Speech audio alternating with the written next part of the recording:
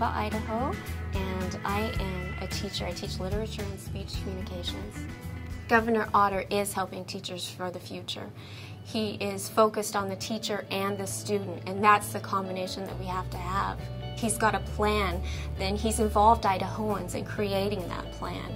And we're moving forward with that plan. In my own district, we've been working on elements of that plan for 3 years now, and it's the way we need to go. And I've seen improvement in my own classroom. We have technology available for the students, which is necessary for the world they live in.